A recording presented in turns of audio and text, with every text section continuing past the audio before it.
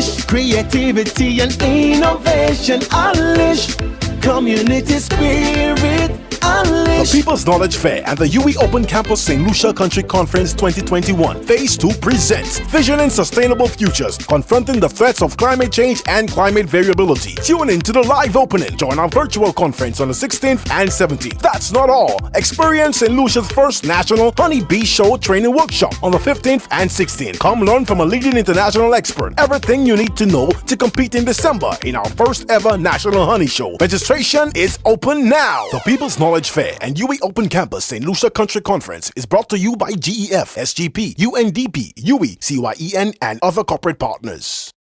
Unleash creativity and innovation.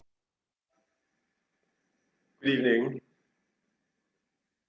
to all our listeners and followers on the various platforms. My name is Ember Charles, and I would like to welcome you to the GEF SGP UNDP Knowledge Fair and UWI Open Campus St. Lucia Country Conference for 2020-2021.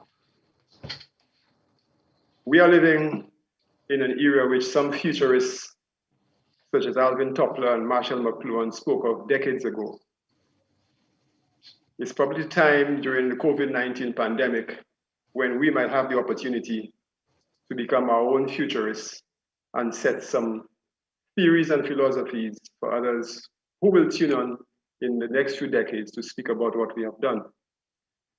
As we open this country conference, we remember many people who would have been here with us, but for the onslaught of the COVID-19 virus. We remember many of those who have blazed the trail to set their foot on the ground, to do the work to address the issues of our sustainable futures and our climate variability and its impact. As we start this evening, let me acknowledge a number of persons who are joining us. Let me start with Dr. Francis Severin, who is the Deputy Principal of the UWI Open Campus, and members of the Open Campus leadership team. Mr. Giles Romulus, who is the National Coordinator for the GEF Small Grants Program of the UNDP, St. Lucia Country Program. Dr. Cheryl Slowly, Director of Open Campus Country Sites, and also the heads, coordinators, staff of the UWI Open Campus Country Sites. Mrs. Leslie Crane Mitchell, Head of UWI Open Campus St. Lucia, and our very energetic lead coordinator for this country conference, Dr. James Fletcher, former Minister for the Public Service, Information, Broadcasting and Sustainable Development, Energy, Science and Technology. We always thought this was a mouthful when he was Minister. We are honored, to have him as our keynote speaker for this evening. Members of the GEF SGP UNDP National Steering Committee, St. Lucia, and any other steering committees who may be joining us online, we welcome you. Dr. Christian Walcott, Operations Manager, UWI Center for Biosecurity Studies, Havel Campus. Conference presenters, Guild of Graduates Students Local Chapter, Ms. Chloe Estava, who is joining us. She's chair. The CYEN network members, members of the media on all our platforms, especially invited guests, ladies and gentlemen. Once again, welcome to our country conference. And to get us going, let me just invite the representative of the CYEN to lead us in prayer.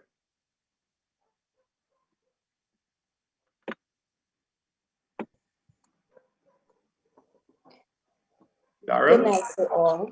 Hi, good night to all. I'm Darrell Dubois, representing CYEN St. Lucia. I'd like you to please join us in prayer as we recite the prayer for the proceedings tonight. Dear Heavenly Father, as we gather here today, may your presence be felt and known. May you fill us with your spirit of love and peace that transcends all understanding. We are thankful for your holy presence that protects us and keeps us safe. We are thankful for the many blessings that you have bestowed upon us. Lord, we ask you that you guide this evening's proceedings and to open up our minds to understand. Provide us with the strength to take what we have gathered today to spread awareness and to make a difference in our community. Guide our every step and help us to be attentive to your instructions. Continue strengthening our faith and to always look to you for it. In Jesus' name I pray, amen. Amen. Thank you very much, Ms. Dubois. And let me assure all of you who have joined us from near and far that we have a very enriching and rewarding program, which will be interspersed with some key messages related to our theme using various music genres. Our first speaker this evening, who will deliver some welcome remarks, is the chair of the local coordinating committee of the conference, Mrs. Leslie Crane Mitchell, who is acting head of UWI Open Campus in Lucia. And Mrs. Mitchell will bring us some welcome remarks. Leslie? Thank you very much, Mr. Charles. Good evening to everyone. As acting head of the UWI Open Campus St. Lucia site, it is my pleasure this evening to extend a warm St. Lucian welcome to each and every one of you joining us this evening for the opening of the GEF SGP UNDP Knowledge Fair and the UWI Open Campus St. Lucia Country Conference 2001 Phase 2. Tonight's event and the presentations that will take place over the next 2 days are the culmination of many months of planning and replanning due to an ever-shifting goalpost as preparations continue to be made under the shadow of the COVID-19 pandemic. Over the past year, like so many other organizations, the UWI Open Campus St. Lucia has had to adapt its operations in order to meet the needs of all of its stakeholders, all the while trying to ensure some measure of normality as we pressed forward with as many of our customary events as possible. Hosting this country conference is therefore particularly gratifying, a bold statement that, in spite of the many difficulties and obstacles faced, we remain resilient, steadfastly refusing to hit pause in spite of the continuing pandemic. The theme for this year's conference is Visioning Sustainable Futures, Confronting the Threats of Climate Change and Climate Variability, with a focus on how we as a people can build resilience in the face of this existential threat to our collective futures, a theme that will be expounded upon repeatedly this evening and over the course of the next 2 days. However, this conference is also about the resilience of our little campus and about the power of collaboration, about individuals and organizations rallying around and supporting us when we thought that we might not have been able to pull off this conference. And for this, I am forever grateful. I take this opportunity to thank Mr. Giles Romulus, National Coordinator of the GEF Small Grants Program, for his unwavering support and for embracing the UWI Open Campus St. Lucia as a partner in the GEF SGP UNDP Knowledge Fair. Thank you also to the GEF SGP UNDP for sponsoring our conference. Ours is a long-standing friendship that has grown from strength to strength over the years, and one which we will continue to nurture. I look forward to many more collaborations between our organizations. While this may be our 4th country conference, it is, of course, our very first virtual country conference. And this is only possible because of the local and regional technical teams working quietly in the background to ensure the smooth flow of events. To the extent that our conference is successful, it would have been in large part due to their technical expertise, dedication, and guidance through the process. And so we not only welcome all of you, but ask that you celebrate this milestone with us and join us not just tonight, but for the entire conference, which continues on Tuesday the 16th and Wednesday, 17th February, from 9 a.m. to 2 p.m. daily.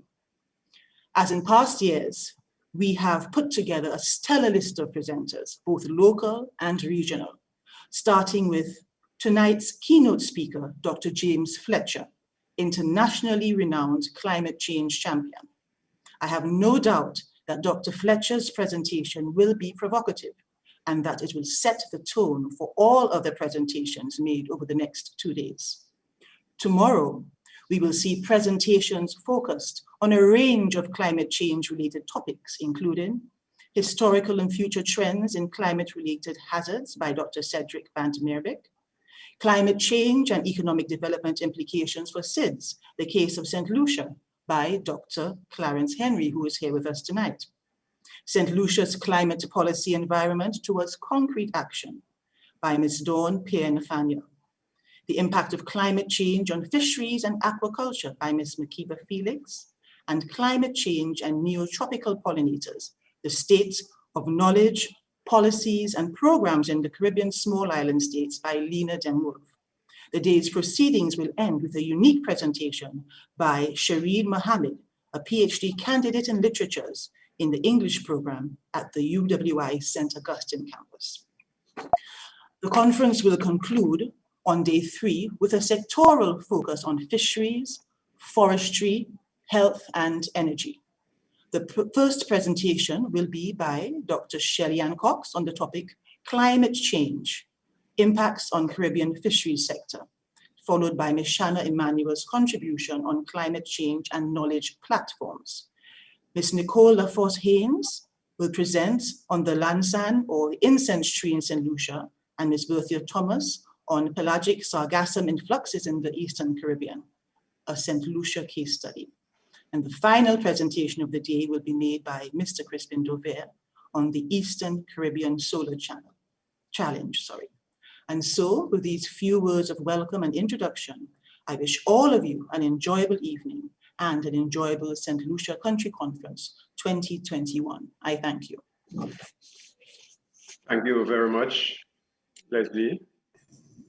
And our next speaker is Mr. Giles Romulus. Mr. Romulus, I would say, is no stranger to fora like these, but more importantly, as the key partner in this country conference for 2020-21, as Mrs. Crane said, this has been tremendous support for the UWI Country Conference. We are aware that it's virtual this year, and a lot of the sidebars and activities which we normally have will not take place, but we reassure you that the quality of the presentation will make up for what we have lost.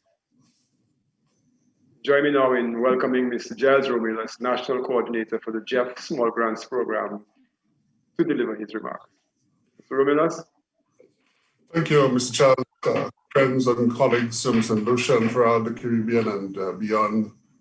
It's really a pleasure to partner with the University of the West Indies, my alma mater, both at Mona and Keyville. So I feel at home partnering with the alma mater that gave me so much that I have in terms of my professional development. This evening I'll be presenting on the GEF Small Grants Program to give people a sense of what we're about and the theories that we are working towards, and how some of the challenges that we may be encountering as we proceed. But before I do that, I want to recognize the young man who worked with us 3 years ago, Mr. Francis de Lima Libo, who is responsible for co-producing, co-writing the audio and video presentations of the 1.5 to Stay Alive. I think Dr. Fletcher, remember him. He also participated in preparing the spoken word, which I understood is not being presented tonight. But before the proceedings end tonight, you'll hear some of his skillful creative work. A young man from St. Mary's College, I had the opportunity to interact with him while I taught there for a few years. So dedicated to Mr. Libo, Samarian of great repute. Let's begin now. What are we? The GEF Small Grants UNDP mandate is to address global environmental problems at the community level through the GEF focal areas. And therefore, we are looking at global problems, the climate change problems, the biodiversity problems, the land degradation problems, international waters and pollution problems, sustainable forest management problems, chemicals and increasing toxicity in our soils and in our waters, both coastal and areas beyond national limits as well. And we are doing that through funding projects at 3 different levels: $5,000 level, $50,000 level, and $150,000 level, which are projects that are upskilled. And for each one of those levels of investing, potentially the projects can be double, because every $1 we invest, we encourage our partners to put another dollar on the table. So potentially the first level could be 10,000 and more, the second could be 50,000, 100,000 and more, the third could be $300,000 and more. And we have just recently launched a project on biodiversity and apiculture in excess of $800,000 in 7 countries. Our objectives are to ensure there is environmental sustainability is our undergirding theme, resounding through everything we do. Should be sustainable now and in the future.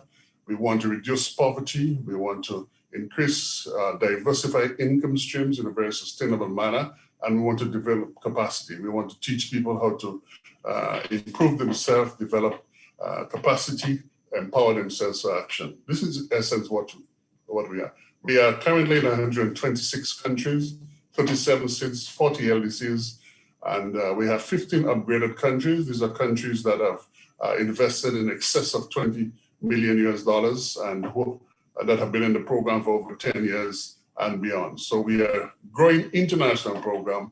We basically in almost every small island developing state, there is some office that with a national coordinator and a program assistant. In St. Lucia, since we started in 2012, we are also all over the country in terms of investment of projects. The last count, 108 projects in St. Lucia, over 20 million Eastern Caribbean dollars worth of investment, over 12,000 persons trained in various aspects of environmental management and so on. So we are contributing to the sustainable development of St. Lucia, creating employment opportunities and also reducing negative impacts on the environment. What is our inspiration? Very important to us is Arthur, a son of the soil, and his inspiring words that will reverberate in the future. The fundamental cure for poverty is not money, but knowledge. Insistent knowledge that is transformational, that comes from the bottom and up and up and the bottom. But we also have to reflect on our other Nobel Prize winner, Derek Walker, who warns us that we are losing our culture. We are losing what identifies us as West Indians, as Caribbean people. We are not becoming the civilization that Ralph Gonzalez speaks about, that some of our intellectuals speaks about. And Derek warns us, friendship as a sweating and groaning burden. Modern ecological disaster can happen to human nature. It can lose ritual and custom. When charity declines into nostalgia, we are all reduced. We have lost many species in the Caribbean, including the pelicans in our bays, and many other species we are losing. But importantly, we are losing what defines us as Caribbean. And recently, of course, Prime Minister of Barbados spoke of cultural confidence. Where is that confidence that we need to stand on the world stage and determine our future? Where is that cultural confidence we have in determining what goes where in our country, what can be sold and cannot be sold, what land use we can encourage and not encourage, what investment we need and we don't need? What are those kinds of things? Do we have that kind of confidence to make those decisions? In terms of the knowledge fair, we are developing a model that is evolving. The knowledge fair for us, we have adapted it from the international, how it was first designed. Usually our knowledge fair has 4 significant segments. The first at the top is the policy and advocacy component. And in the last, this is our second knowledge fair. It occurs in the Parliament of St. Lucia. The last time we were able to produce the Cash's Declaration that got over 2,700 signatures, presented to the government of St. Lucia on sustainable, healthy food, healthy soils, healthy water, and so on. This year, we met in the Parliament and we focused on research and innovation. how do we integrate it into sustainable development in St. Lucia? And very soon, a series of videos will be coming out, as well as a publication on how we can best integrate research and innovation at the community level and for various sectors in our society. That was done in November.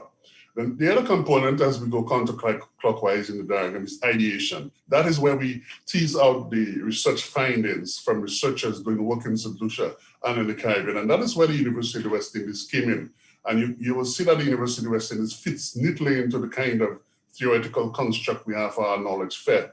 And how do we attract people to speak on various topics? And this year, as we are talking of sustainable futures, it fits into our climate change, climate adaptation, focal point areas, and so on. The area that we have yet to fully develop and we'll be developing is the cultural area, finding ways to nurture and develop cultural confidence. It's not simply the music and it's not simply what we eat and so on, but what is in the culture we can tease out and bring into the milieu of discussion so we can build that cultural confidence for our people, because science alone will not solve the environmental problems we face, the existential crises we face.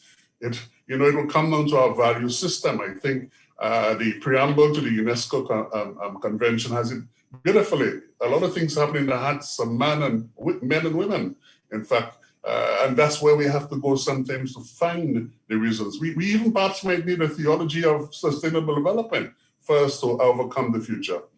And then the fourth level is the praxis level, where we have practical projects that are presented, that they're presenting results, presenting the theory, presenting the understanding. And that is where we have the the Caribbean Congress of Beekeepers was held in November. And this week we are training persons for a proposed honey tasting competition that will take place in December. All of that for us focuses on creating knowledge, creating transformational knowledge. And as we know, knowledge can be produced in a deductive way, inductive way, experientially, praxis, traditional knowledge. But importantly, the message and the lesson that we have learned, without constant research and innovation, we shall not survive the future. We need to make research and innovation is a critical element of what we do. What is the knowledge fair? It's a policy and advocacy environment where we discuss, and we have discussed in the Parliament of St. Lucia different recommendations. It's a place of learning and an ideas environment where ideas are presented to the general public on that have been tested, that have been found to work. It's a capacity building environment as well. We are having skills workshops. We are developing people's skills in new areas and the areas that already exist, but we can improve. It's an exchange environment. It's a marketplace where our grantees can sell some of their produce, some of their skills, some of the services to the broader community. But importantly, it is a positive psychological environment. And I want to emphasize that because we are found as we work with poor people around St. Lucia, breaking that psychological barrier is perhaps one of the most difficult things. We have gone into places where we have the resources, both financial and technical, and the people are almost immobilized by the historical dependence and the political system that encourages mendicancy and also dependence and so on. We have to find ways to break down that psychological dependence, almost like a barrier that prevents them from making that quantum leap where they can make decisions on their own to affect the future. If we're talking about sustainable futures, that is an important area we have to work in and develop for small island developing states like St. Lucia. But there's an admonition, Alpha again warns us, we cannot just work within a box of our own West Indianness. We shall achieve nothing. We can't talk about cultural forces and independence without looking beyond the shores of the Caribbean. And this is where I have put this up. This is, you're the first to see this. We now have a science workshop in the southwest coast of St. Lucia. The first smart FAD is in the process of being designed. It will be connected to satellite technology. It is a collaboration between between the sole proprietorship in the village of Labrie, the Goodwill Fishermen's Cooperative in St. Lucia in Vieux Fort, Microsoft company in Washington State, Microsoft company also the extension in Asia.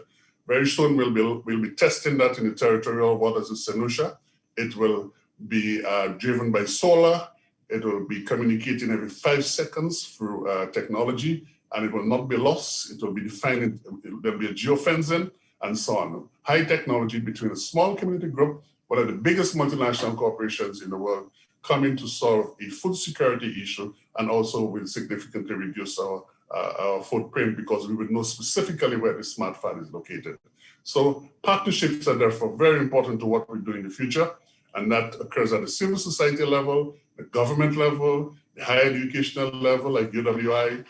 We have been going to talk to Arizona State University now, private sector, bilateral and multilateral agencies, multinational corporations, not only Microsoft we are talking to other multinational corporations as well for our UN offices in New York. And we want to begin to attract researchers, particularly Caribbean researchers, students from St. Lucia from the Caribbean, who can come and interpret the vast amount of data that is there in our shelves that have not been fully synthesized into knowledge products for our people in St. Lucia and the rest of the Caribbean. Therefore, here we have the Small Grants Program working, trying to address global environmental problems at the community level in a very participatory way, and hoping that we can bring our Caribbean people to a different level where there's a lot of independent thought when decision-making is based on what our needs are and not forced upon us by external stimuli. Thank you very much for the few minutes of presentation.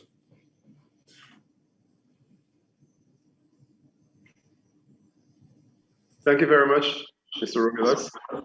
And I think you set the context in which we were losing resources, as our Calypsonians would say, we're losing ground. And the efforts at the GEF SGP program to try to regain ground. But of course, there's much more than that. And this is where UWI comes in, trying to regain the intellectual ground that we have been losing through migration, and sometimes through the apathy of our own people who have practically given up because we have lost so much ground. But there's lots of work to be done. Our next item on the program this evening is a presentation of a short video on climate action. And we will now invite you to join this video before we move to our next speakers.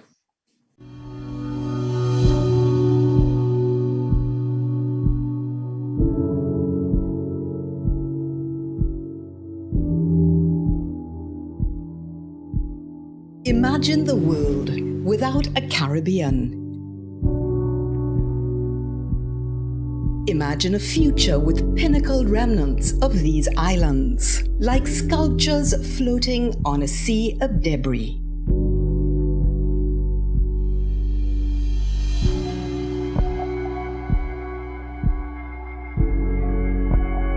In the second decade of the 21st century, the Caribbean is once more in a fight for its continued existence, having battled forces of imperialism for centuries. The region must now confront the devastating impacts of global warming and climate change. Viewed largely as a region of high middle-income countries, the Caribbean has limited access to external funding. Pockets of poverty persist and are as deep as income disparities are wide. Hurricanes, natural disasters, and climatic events make no distinction between richer and poorer countries. While visitors to our islands may see sargassum as an inconvenience, for those who live and work here, the degraded coastlines and ecosystems are crippling livelihoods. For us, the effects of climate change are not a seasonal problem, but a matter of survival.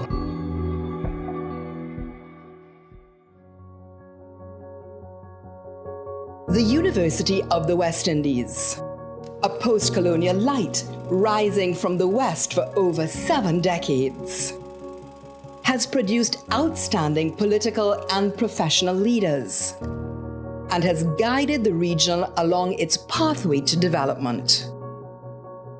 With a global record of path-breaking scientific research, we stand at the forefront of the science on environmental resource management, climate modeling, natural disasters, land and marine ecosystems. We are ranked by Times Higher Education in the top 4% of over 28,000 universities in the world, serving 50,000 students across 17 Caribbean countries with global centers on 5 continents. We affirm our vision of a prosperous and sustainable planet through our teaching, research, advocacy, and partnerships. Recognized for our climate-related initiatives across our faculties and research institutes, and our SUNY UWI Center for Leadership and Sustainable Development, the UWI was selected by the International Association of Universities to lead a global university consortium on SDG 13. Our Global Institute for Climate Smart and Resilient Development will combine climate science, mentorship and action, deepening our collaboration with diverse partners, connecting sustainable projects to funding, and to the expertise of researchers and innovators. As a public, comprehensive institution, the UWI has never been daunted by limited means, nor by our vast responsibility to the region.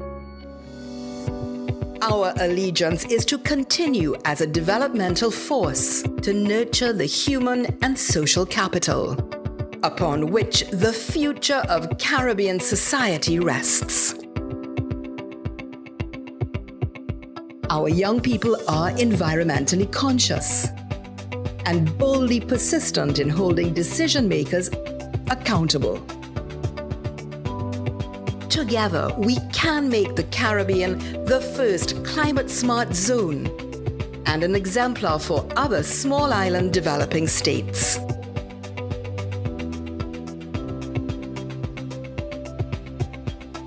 For us, tackling climate change is not only a priority, it is a matter of our survival.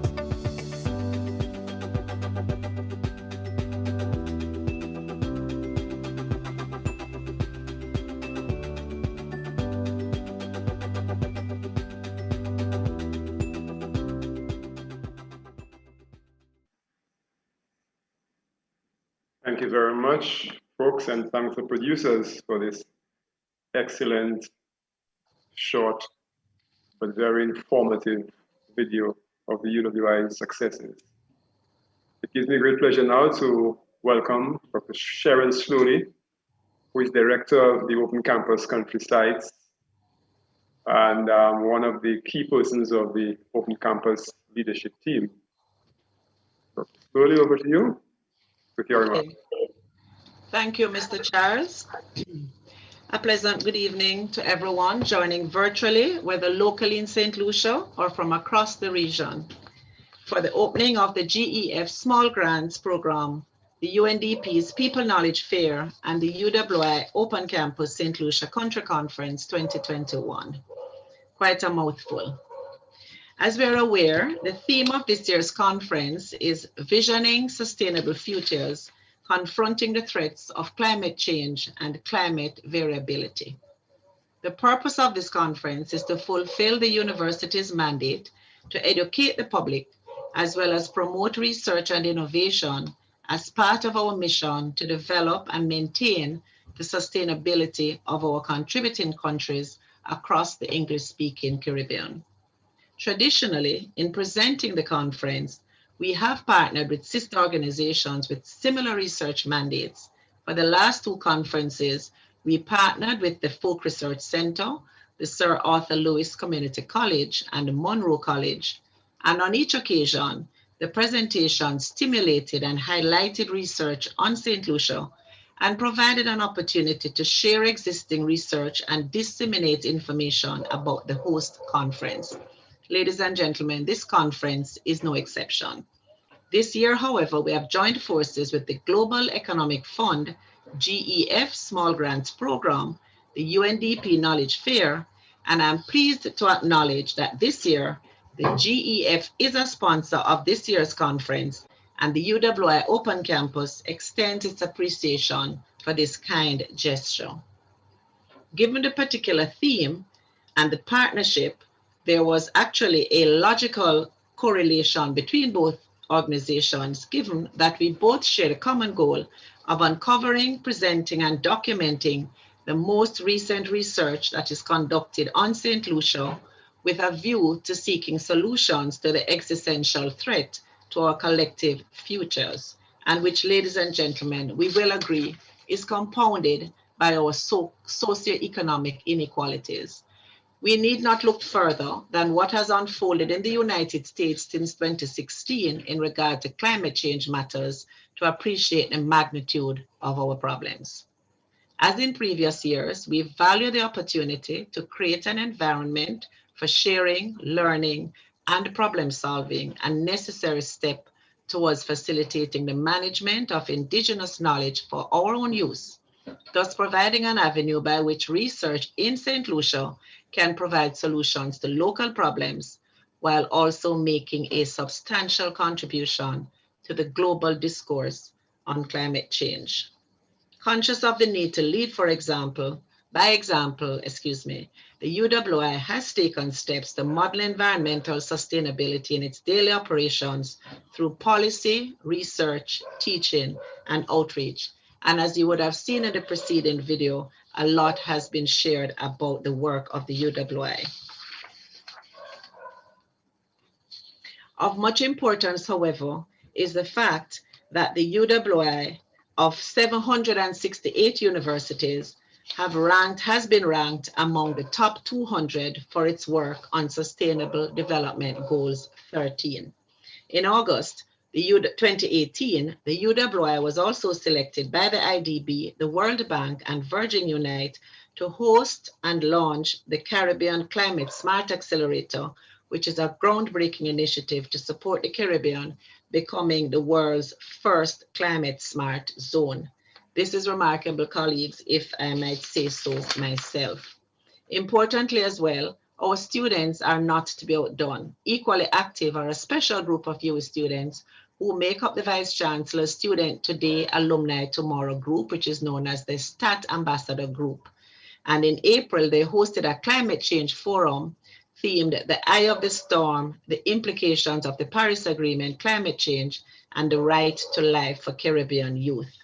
In closing, I wish to share with you that during opening remarks at that forum, our Vice Chancellor, Professor Sir Hilary Beckles, underscored the significance of the forum, noting that the climate change discourse will reveal the need for this region to address the fundamental issues of inequality, democracy, and social justice.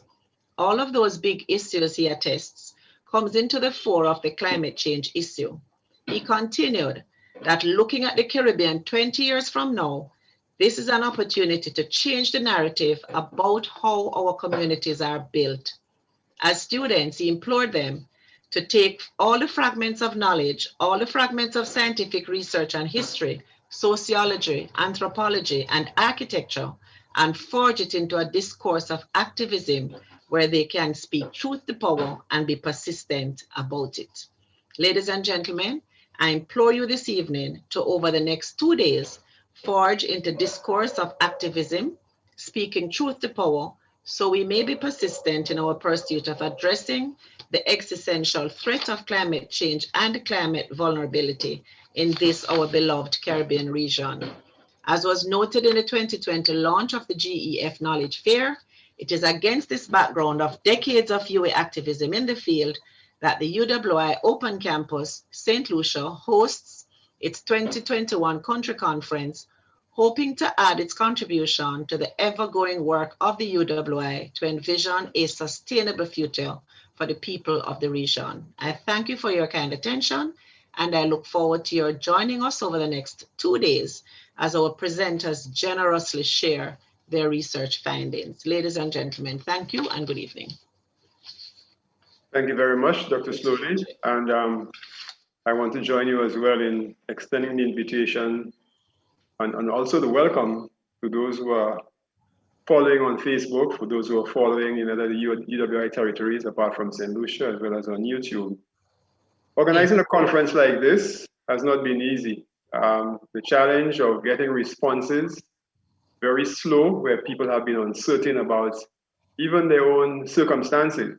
So it has been a challenge for us. But one of the organizations, the partners, which has really reached out to the Open Campus, was the UWI Center for Biodiversity Studies, Biosecurity Studies, at Kayville. And they assisted in more or less mobilizing some of the presenters to really sign up for the conference. And as a result, we have a practically full slate of presenters for the next 2 days. Wonderful. Representing the center this evening is Ms. Christiane Walcott, the operations manager, and she let me invite her to share some remarks and some greetings from the center with us this evening. Christiane? Good evening, Chair, and thank you. Ladies and gentlemen, I first bring greetings to you from Professor the Most Honorable Violet Udine Barito, Principal and Pro Vice Chancellor of the University of the West Indies Cave Hill Campus, and former Principal of the UWI Open Campus. She extends her very best wishes to the UWI Open Campus and offers special congratulations to the head and team of the St. Lucia Country Site for undertaking this very timely and relevant conference. The stark reality is, wherever in the world we may find ourselves, it seems that climate change is presenting an existential threat to lives and livelihoods on a daily basis. And this is certainly no different in the Caribbean. If we were to engage in a debate about cause and effect, one could perhaps argue that the Caribbean sits in a zone that seems to reap more than its fair share of extreme climate change consequences when considered against any active contribution on its own part towards climate change and particularly deleterious effects. What happens upstream eventually works its way downstream. Climate change cause and effect is analogous in this way. Melting polar ice caps will lead to rising sea levels elsewhere, with especially devastating consequences for low-lying coastal communities.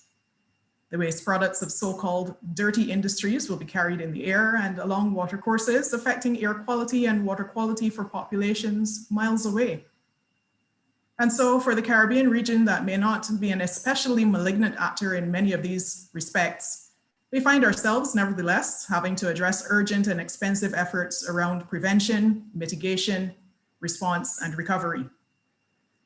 More and more frequently, we are experiencing extreme weather phenomena in particular at an incidence rate that is much higher than perhaps the once in 50 years or once in 100 years that historical records would suggest. For small societies and small economies such as ours, there's now an undeniable imperative to conceptualize and execute on resilient, sustainable solutions to these problems. At the Center for Biosecurity Studies, we're concerned with the science and practice of safeguarding lives and livelihoods. Sustainability is a baked-in concept for us in every issue that we examine. Climate change and the region's capacity for adaptability and resilience are an immediate focal area for the Center. And along with other immediate threats to the blue economy, as well as to border security, these constitute the primary tripod of priorities that our gaze is currently fixed upon. As we examine over the next 2 days what a sustainable future for the Caribbean looks like, and specifically so for St. Lucia, there are several components to consider.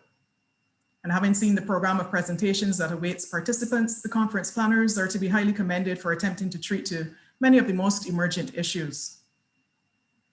Any sustainable proposition by its very design must include stakeholders from all 4 sectors. And what are those? 3 of them we are most familiar with, being the public, private, and NGO sectors. The 4th sector, which emerges, is indeed so named, the 4th sector.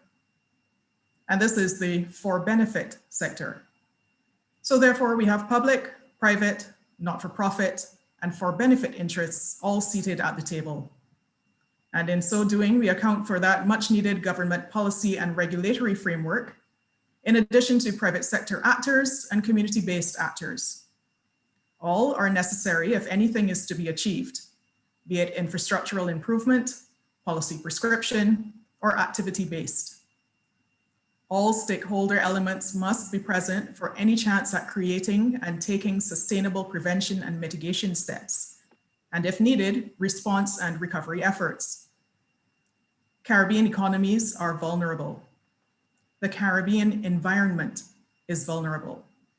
And for an economy that is largely sustained by its physical environment through industries such as tourism and fisheries, the environment and the economy are inextricably linked.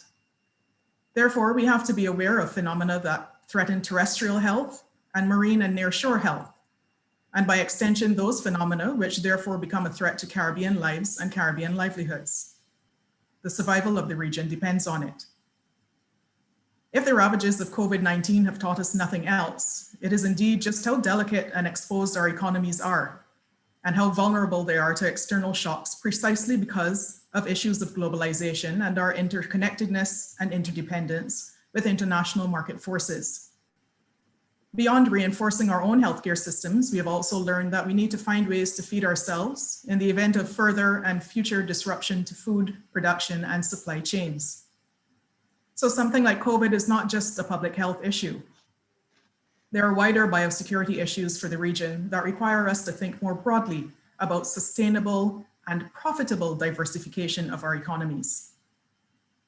And when we marry such issues with climate change consequences like increased frequency of heavy rainfall events, more active and more devastating hurricane seasons, and invasive phenomena like the sargassum influx or predatory species such as the lionfish that can single-handedly decimate a fisheries industry, it would be remiss of us not to study and respond to these developments with alacrity. Because even within these issues, we see that climate change and climate variability are not only defined in terms of weather and hurricanes. What of our warming seas? What is happening in the maritime environment to give rise to the changing ocean and nearshore ecosystems?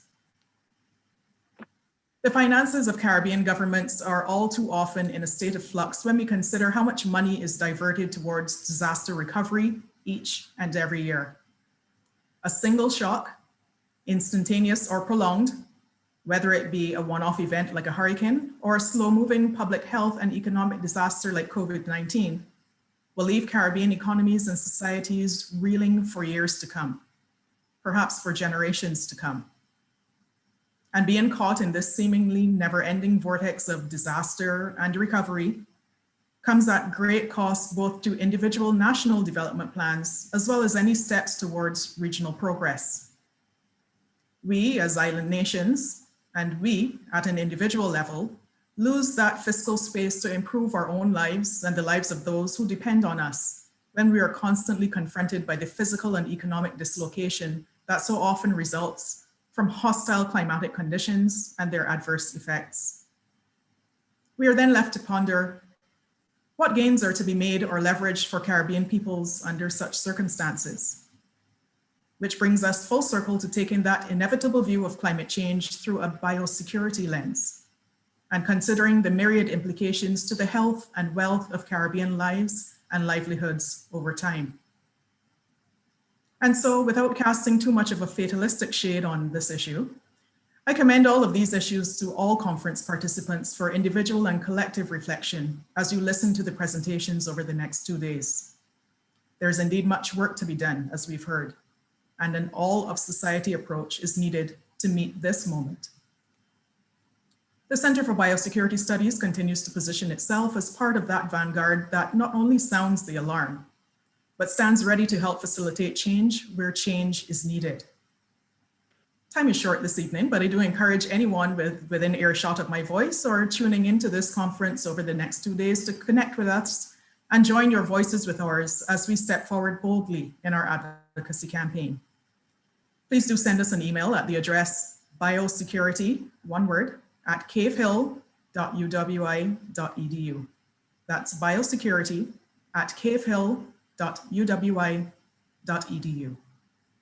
Ladies and gentlemen, we wish you 2 days of successful presentations, and fruitful deliberations. I thank you. Thank you very much, Christiane.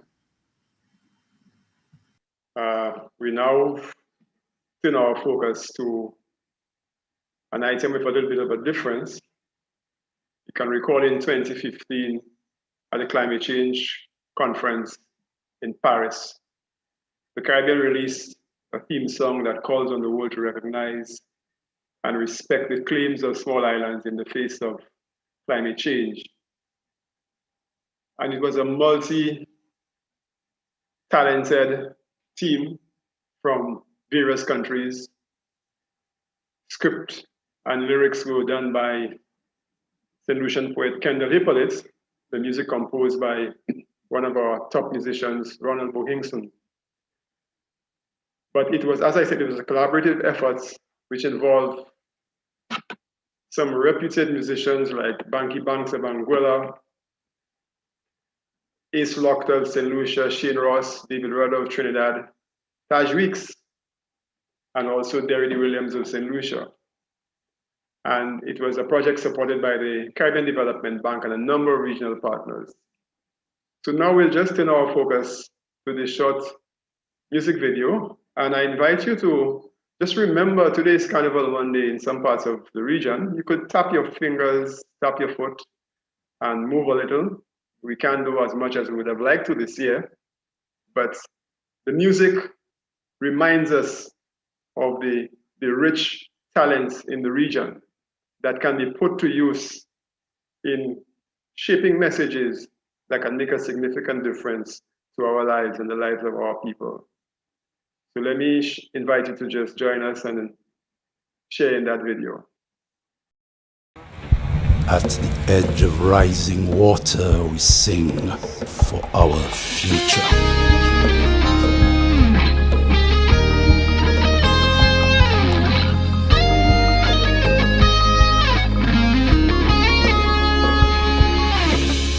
Look out to where the sea meets the shore.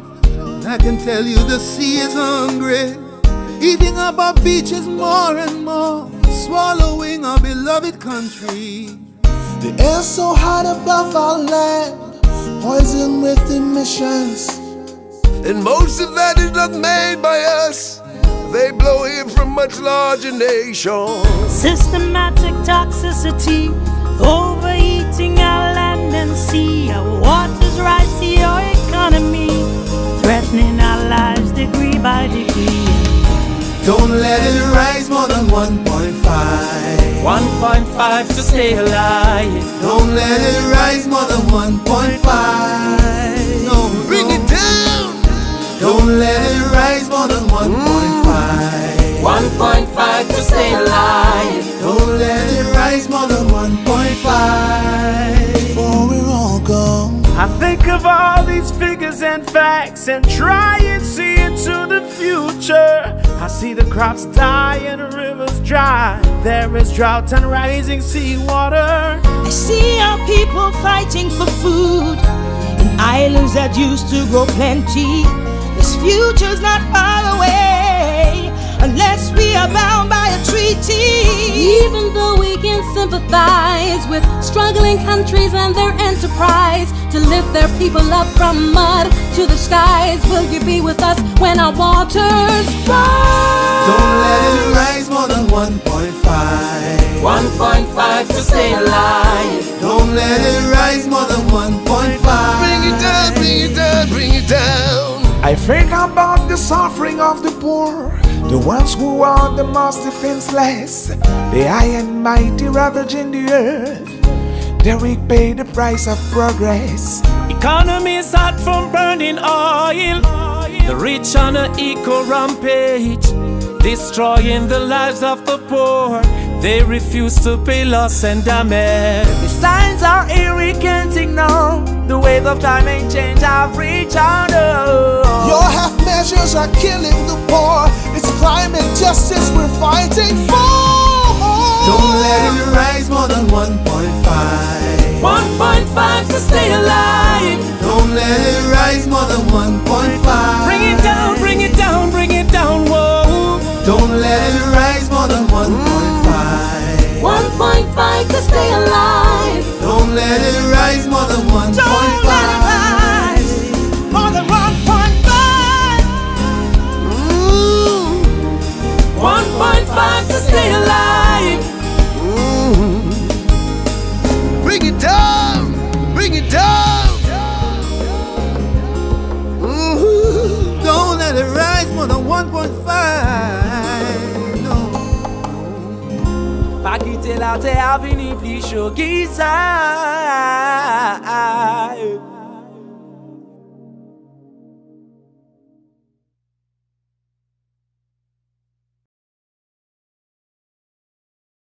Excellent production. And if I wasn't the master of ceremonies, I would call for an encore. But I guess I don't have that power. Ladies and gentlemen, those of you who are on Zoom with us, those are joining us on Facebook, YouTube, and other media platforms, it gives me great pleasure now to introduce and present our featured speaker. James Fletcher was Minister for Public Service, Sustainable Development, Energy, Science and Technology in St. Lucia from 2011 to 2016. Under his leadership, the Caribbean's 1.5 to stay alive, a product of what you just witnessed, civil society campaign was developed in 2015 and helped create momentum in the lead up to COP, Conference of Parties 21. During the negotiations of the Paris Agreement on COP21, he was a member of a small group of ministers chosen to help achieve consensus on the Paris Agreement. In fact, he has been referred to by some, which I will not name, as one of our younger elders in the region. In recognition of his work, James Fletcher was highlighted in Profiles of Paris as one of the people who played an important role in creating the Paris Agreement. He's author of a chapter in a book on the inside stories in negotiating the Paris Agreement, which will be published by Cambridge University Press later this year. His alma mater. In 2019, James Fletcher was selected by the United Kingdom's Chevening Scholarship Program as one of the 35 global changemakers. James Fletcher currently manages his own consulting company, Soloricon. He's the author of the book, Governing in a Small Caribbean Island State, and he wrote the Regional Strategic Action Plan for Governance and Building Climate Resistance in the water sector in the Caribbean.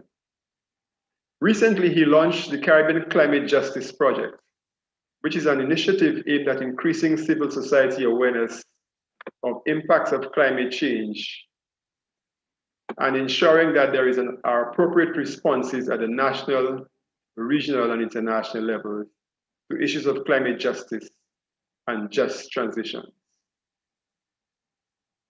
People, help me, join me in welcoming Dr. James Fletcher to deliver the keynote address at the opening ceremony of our conference. Dr. Fletcher.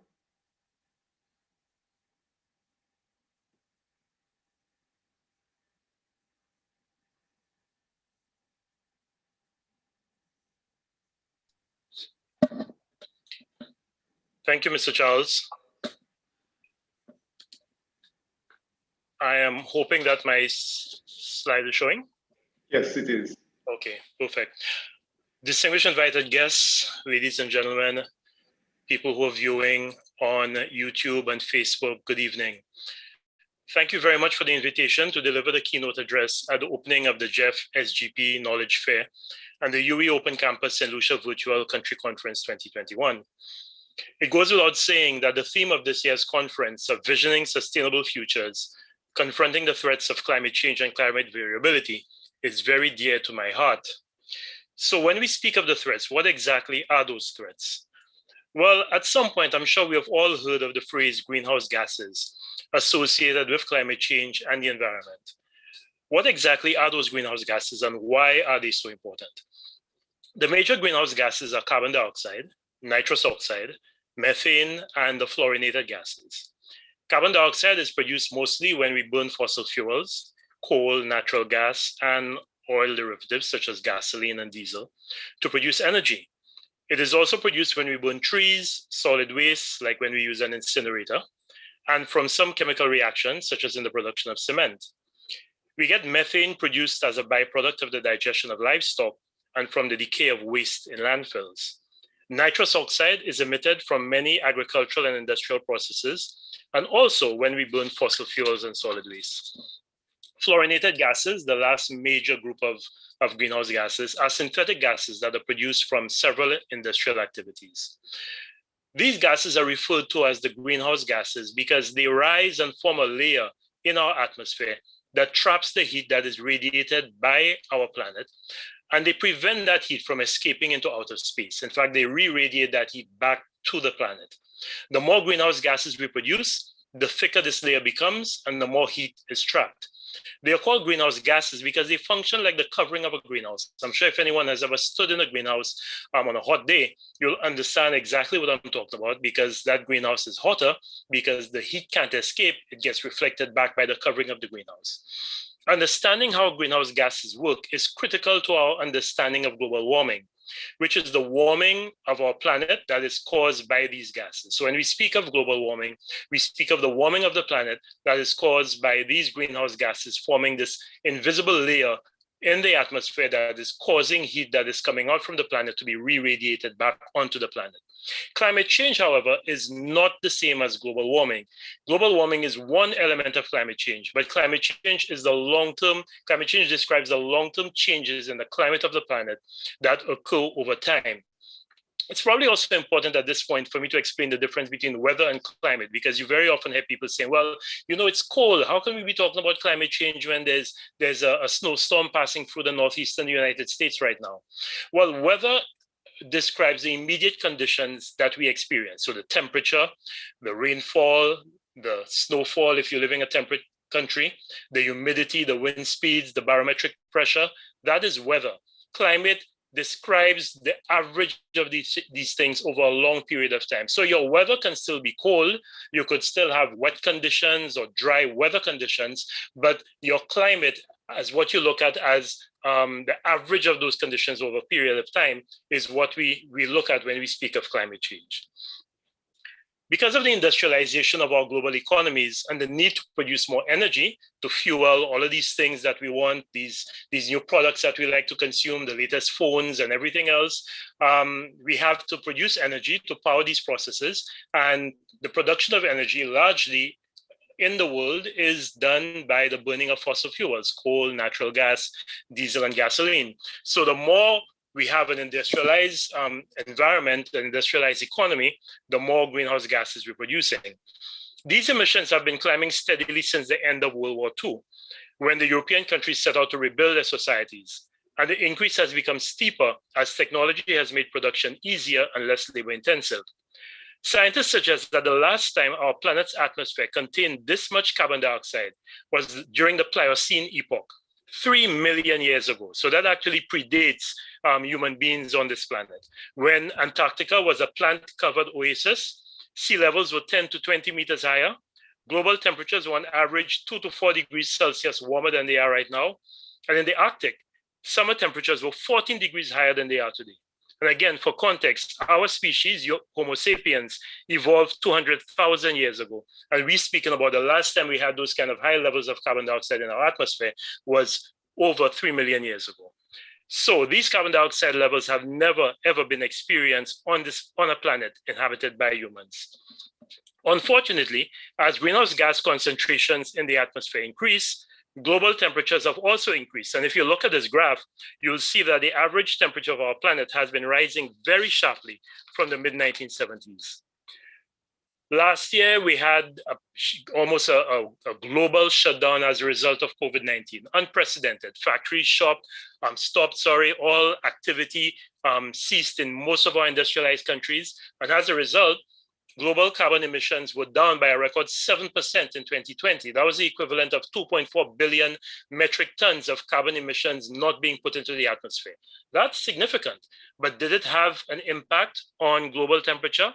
Unfortunately not. 2020, last year, the year when we had a 7% reduction in greenhouse gas emissions, 2020 was tied as the warmest year on record. So the warmest year since we have inhabited this planet, since we started taking records in the mid-19th century, 2020 was tied as the warmest year. And if we were to look at the warmest years since 1850, you will see that the last 7 years have been the 7 hottest years for our planet. 2016 and 2020 tied for the warmest, followed very closely by 2019, then 2015, 2017, 2018, 2014. So this shows very clearly that what we're experiencing is not some one-off anomaly, not some aberration, not some background noise that will go away. What we are experiencing is the relentless warming of our planet caused by our heavy production of greenhouse gases. So what does this all mean? Well, remember when I said that the last time we had so much carbon dioxide in our atmosphere was over 2 million years before human beings evolved, and that back then the temperatures at both the North and the South Pole were much warmer than what we have come to know them? Well, we are starting to see a return to these warmer temperatures in the Arctic and Antarctica. And if you look at this graph, you'll see that while global temperatures have been increasing, that yellow squiggly line, which is the temperature in the Arctic, has been increasing at an even higher rate and a more alarming rate than the global temperatures. Antarctica last year recorded its hottest temperature ever, 18.3 degrees Celsius or 65 degrees Fahrenheit. And a part of the world that is synonymous with jokes about people being banished there because of its harsh, bitterly cold temperatures, Siberia. Siberia last year recorded a temperature of over 100 degrees Fahrenheit or 37 degrees Celsius. Let that sink in. We have never in St. Lucia experienced 100 degrees Fahrenheit. Siberia experienced 100 degrees Fahrenheit last year. The impact of that is, unfortunately, polar ice caps are melting because our North and South Pole, as you know, because they're the coldest part of this planet, have glaciers and ice caps. But because the temperatures have been increasing so alarmingly, these polar ice caps are melting and sea levels are rising. We are currently seeing sea level rise at a rate that is much faster than what was anticipated. And all the studies are showing that our sea levels are rising much faster than expected. We expect that by the end of the century, sea levels will rise over 1 meter compared to present levels. Unfortunately, we're exceeding what should have been our worst case scenarios 50 years from now. And in 2019, it was observed that Greenland's ice is melting at a rate that scientists thought would be our worst case scenario by the year 2070. So just think about this. We are 50 years ahead of schedule for the worst case scenario for ice melting. And as I said earlier, by the end of this century, we expect sea levels to rise over 1 meter above present levels. For all of our Caribbean countries, this will have devastating consequences. The vast majority of our economic and social infrastructure is located within close proximity to our coast. A 1 meter plus sea level rise will put millions of people and hundreds of billions of dollars of infrastructure, social infrastructure, economic infrastructure, environmental infrastructure, will put all of this in danger because our juggler, our economic juggler, our social juggler is located very near to our coast. Now, in the event that you figure, okay, you know what, that's the end of this century, that's 2100, by this time, that's 79 years from now, by this time, most of us will be dead. Well, guess what? In St. Lucia, most of our cemeteries are located near the coast. So by the year 2100, yes, we will be dead. Most of us will be, and most of us will be supposedly sleeping in peace, but SIP might actually now come to stand for swim in peace or sink in peace, depending on how buoyant our bones are. Our cemeteries will be among the first to be inundated and eroded by sea level rise. Among the consequences of climate change will be more frequent flooding. Our water patterns will change. There'll be massive changes to the hydrological cycle, and all of the data are already showing this. There will also be longer droughts. We expect that there can be anywhere between a 15 to 25% reduction in precipitation in our region. So what you'll have are really more extremes of weather conditions. You will have extreme flooding at some points, and you will have long, sharp droughts at other points. So the weather will become a lot more unpredictable as a result of climate change. The weather, what we experience from day to day, will become a lot more unpredictable. And that, of course, will lead to greater water insecurity. And for all of our countries, maybe with the exception of Dominica, all of our countries are water insecure. We go through this period during the year from February to June, where we are in our dry season. And this, can you now imagine a 25% reduction in water availability during that dry season? That will cause serious water insecurity for all of us. Our oceans are beginning to warming up, because as the ambient temperatures get hotter, our oceans become warmer, and that is causing some serious problems. Corals are dying off, corals are bleaching because the temperatures are too warm, and it's also negatively impacting marine ecosystems and marine life. Also, as more carbon dioxide is emitted into the atmosphere, our oceans are absorbing more carbon dioxide.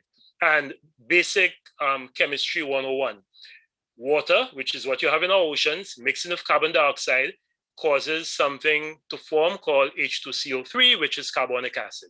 So the short of this is that our oceans are becoming more acidic as they absorb more and more carbon dioxide. As our oceans become more acidic, this causes, again, devastating consequences for marine life, for corals, but also for shellfish, because our shellfish cannot form their shells in acidic conditions. And in the Pacific Ocean, they're already realizing that the Pacific Ocean is becoming so acidic that the Dungeness crabs, their shells are melting as a result of ocean acidification. Food insecurity will become a big problem, a bigger problem. Both land-based food production will be impacted by hotter temperatures, greater variability and scarcity in water supply, increased harmful insect activity, and the salinization of soils that are close to the coast. As you have sea level rise, some of your soils that are close to our coastlines will become more saline, more salty, and that will reduce on their productivity. And marine-based food production, as I just explained, will also be impacted by changes to both ocean temperature and acidity. We will experience more heat waves, and forests and bushfires will increase. And we're already seeing this. Last year, we had unprecedented bushfires in Australia, in parts of Africa, in South America, and the southwest regions of the United States of America. In a landmark study in 2009 by the Lancet Journal, which is a renowned medical journal, and University College London, climate change was identified as the biggest global health threat of the 21st century. The World Health Organization has predicted that between 2030 and 2050, we will see an additional 250,000 or 250,000 deaths per year from heat stress, malnutrition, and diarrhea caused by climate change. In India alone, it is projected that India could see 1 million heat deaths a year as a result of climate change. But climate change is going to impact our health sector in more ways than just the heat stress. We are expecting to see undernutrition, again, as a result of food insecurity, mental health issues, and anybody who spent some time in a country that has been devastated by hurricanes will know that the mental anguish that is caused anytime there's a pending storm, anytime there's a hurricane approaching, people go into a state of panic because they relive the experience that was just so recent and that traumatic experience. Cardiovascular disease, respiratory disease, harmful algal blooms as a result of the oceans becoming warmer, and also an increase in vector-borne diseases, because you have now, particularly mosquitoes, breeding some of the protozoans, for example, malaria, that is carried by the mosquito. It has a shorter period to adulthood, and you also have increased biting activity of your mosquitoes during warmer temperatures. So again, vector-borne diseases become a bigger problem. As a result of warmer temperatures and hotter oceans, we will see more intense and severe hurricanes. Now, very often you hear people say, well, there'll be more hurricanes. The data are not showing that there will be more hurricanes. What it's showing is that there will be more intense, more severe hurricanes. So we'll get more of these Category 5 and Category 4 hurricanes, or what we've been seeing, for example, what we saw in the time of Hurricane Irma and Hurricane Maria, hurricanes progressing from Category 1 to Category 5 status in a very short space of time. Our hurricane history in the Caribbean is already a very unpleasant one. And this really is a graph that I created using data from the National Oceanic and Atmospheric Administration of a graphic of all of the storms that have passed through our region in the last 150 years. And you could see that our region has been victimized by intense hurricanes, even more so than the Pacific. We hear sometimes of the strong cyclones in the Pacific, but our region has experienced many more storms than that area. And scenes such as these from our sister islands are heart-wrenching, but very familiar during the hurricane season. So in short, our Caribbean countries are in a continuous cycle of repair and recovery. Half of all the economic losses that are seen across the world are because of storms and hurricanes. So if you were to quantify the loss and damage from disasters globally, you'll find that half of them are as a result of hurricanes and storms. And unfortunately, like most traumatic events, climate-related disasters are more fatal on lower income populations. And this really shows you what we've experienced in the Caribbean from some of the major storms in the last 40 years. Hurricane David and Frederick, over 100% of Dominica's GDP impacted. Dominica again was victimized just recently. Tropical Storm Erica in 2015, 90% of its GDP. Hurricane Maria, 226% of its GDP. And the BVI again in 2017, loss and damage equivalent to over 300% of the GDP of the BVI. The most devastating so far has been Hurricane Gilbert and its impact on Jamaica in 1988, where over 365% of GDP was the damage that was equivalent to over 365% of GDP. So when we say that climate change represents an existential threat to small island developing states, that is what we're talking about. The Caribbean is at the front line of the war against climate change. Therefore, we have a strong vested interest in the outcome of this battle. Our lives and our livelihoods depend on how successful we are in the fight. So I've presented the threats. What can we do? Are we powerless? Do we just have to stay there and accept whatever this relentless juggernaut called climate change brings to us? Or are there things that we can do to help ourselves and increase our resilience and our chances of survival? That really is the crux of tonight's keynote. I believe we do have a choice. I think the choice is a simple one, but the choice depends on the road that we take. We can continue along the path of business as usual with a largely extractive linear economic model that follows the path of take, make, and dispose, or we can move to a circular economy model where we use responsibly and sustainably, where we recycle as much of what we produce as possible, and we use the recycled products to make new products that we can use following the same cycle. So those are the choices. We continue with our current business as usual model, take, make, dispose, or we look at reducing, reusing, recycling. For this to happen, however, we have to drastically change the way we operate at all levels. Profound changes will be required at all levels of our society. We have to change threat to opportunity, and it's quite instructive that the Lancet, in a follow-up study in 2015, 6 years after it identified climate change as the biggest global threat to public health, identified tackling climate change as the biggest and greatest global health opportunity of the 21st century. And I believe for us, tackling climate change represents the biggest opportunity to develop lasting resilience and to pursue a sustainable development pathway. But first of all, we have to stop the self-inflicted damage. We have to stop shooting ourselves in the foot. There's an old Danish proverb that says, after pleasant scratching comes unpleasant smarting. This holds true in our case. Our love for the developments that bring us fleeting, pleasant, short-term goals is also causing us long-term grief and problems. There must be a departure from that model. We must build smarter, first of all. We cannot continue to put high-density, high-value infrastructure in places where we know will be impacted by sea level rise, flooding, or land slippage. That makes absolutely no sense. If we know that there will be sea level rise, if we know that there will be stronger hurricanes, why do we continue to put high-density infrastructure that most of it hotels or condominiums that will contain many people in a multi-story type of facility. Why do we continue to put these things in harm's way? Why do we continue to put these high-value investments in the way of areas where we know will be impacted by these events? Why do we continue to allow people to build in areas that we know are prone to land slippage, prone to landslides, prone to flooding? We have to build smarter. We also must protect our land-based ecosystems. We continue to damage important ecosystems with senseless land clearing that destroys habitats, gets rid of valuable topsoil, creates slope instability, and causes problems both on the land and in the marine environment. This has to stop. We need proper land use plans that determine exactly what we can safely put where and how the land we have can support the development that we need.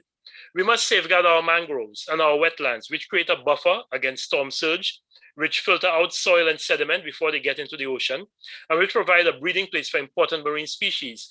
Destroying mangroves for development is counterproductive, harmless, and senseless, yet we see some of that happening in some of our member states. We have to invest in our water sector and make it more resilient. The water sector is perhaps the one that will be most negatively impacted by climate change. And we must do everything that we can to safeguard our watersheds. Already in St. Lucia, many of our watersheds have been seriously and in some instances irreversibly damaged by unsound agricultural, housing, and other infrastructural development. If we want to ensure that in the coming years of increased water scarcity, we will not be in a state of alarming water insecurity, we must protect and invest in our water sector. We must deal with our litter problem. Solid waste, particularly used plastics, are clogging watercourses, blocking drains, and exacerbating the flooding problem that we often experience after heavy rains. You know, some of the rainfall that we get right now that causes flooding is no different to the rainfall over the same period of time that our parents and our grandparents saw. The difference is the impact of that rainfall. And a lot of that is because we have waterways that are clogged. We have stripped our slopes of the vegetation that trap the soil. We've put on those slopes houses with rooftops that concentrate that water into small areas. So really, we again are shooting ourselves in the foot, both by the litter that we put that clogs up our watersheds, our watercourses, our waterways, but also by the development that we permit. As temperatures of water and water become scarcer, our primary rain-fed agriculture sector will be affected. Our farmers will suffer more and will become increasingly food insecure. We have to make prudent use of water for irrigation. We must protect our valuable farmlands and stop them from being lost to permanent non-agricultural uses. And we must support our agribusiness owners so that more of their produce and value-added products find a market in our supermarkets and shops. This is also good for reducing our carbon footprint, and I will explain how that works shortly. What used to be 1 in 50 and 1 in 100-year events are now becoming more commonplace. Public infrastructure like roads, bridges, schools, health centers, hospitals, and other public buildings must now be constructed to more resilient standards so that they can withstand the effects of heavy winds and heavier and more concentrated rainfall. In the case of our utility companies, this should include the undergrounding of cables that currently run overhead. This investment, although costly in the short term, pays itself off manyfold in the medium to long term, as it greatly minimizes the damage that is incurred by the utility company after extreme weather events, and it dramatically lessens the period during which people are left without service after one of these events. In developing resilience, it is very important that we pay very close attention to our health and education infrastructure. They serve very vulnerable populations, and we must ensure that they are resilient, they are built or retrofitted to standards that will allow them to be able to withstand the kind of events that we expect will happen in the future. The energy sector is inextricably linked with climate change. It is the burning of fossil fuels to produce energy that has primarily caused the high levels of greenhouse gases that we have in our atmosphere. Therefore, transitioning to the use of non-carbon renewable sources of energy and using appliances that are more energy efficient makes sense. It also saves dollars and cents because energy produced by fossil fuels is expensive since we have to import all of the oil products that we are currently using to produce energy. Two energy sources that we do not have to import are the sun and wind. We recently established a 3 megawatt solar farm in the south of St. Lucia. Feasibility studies have shown that wind is also economically viable. we must invest in these systems, and we should add battery storage capacity that will allow us to dispatch that energy when we need it, not just when the sun is shining or the wind is blowing. The transport sector is a major user of fossil fuel for energy. In fact, this sector uses more fossil fuel for energy in St. Lucia than the electricity sector. So it makes sense to transition this sector as quickly as possible to electric, but electric powered mostly by renewable sources. This is very possible in St. Lucia, especially with the introduction of solar powered charging stations across the island. And this has to be one of the goals of our government. One area that holds much promise and which would allow us to increase the demand for energy is the electrification of our ports, something that is known in the industry as cold ironing. When ships berth at our seaports, they have to keep their oil-based engines running to allow for the on-ship services to be powered. In the case of a cruise ship, the energy requirement while a ship is in port for one day can be as high as 12 megawatts. To put this in context, the peak demand on Lucia during the day for electricity by all consumers in St. Lucia is somewhere around 60 megawatts.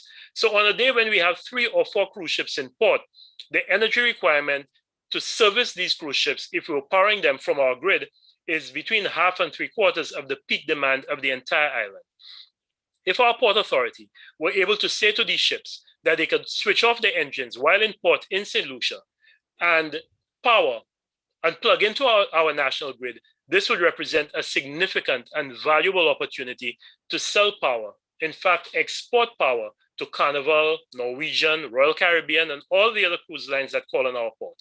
If this power is being met by wind, solar, and geothermal, it means that we'll be able to sell power to the cruise ships and other ships berthed in our port at a rate higher than we sell to local consumers, but lower than these ships would incur if they kept their oil-powered engines running, and this revenue would return to St. Lucia. There is the added benefit that our air would be cleaner, because burning oil by the ship's engines releases particulates into the air around the ports. So this is a classic win-win scenario.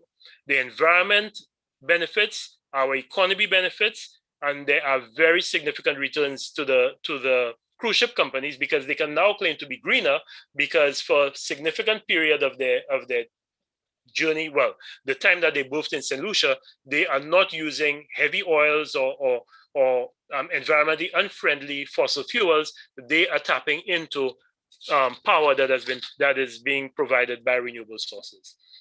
We also should invest in early warning systems. In St. Lucia, we had secured financial grant support from the Italian government for a state-of-the-art hazard early warning system.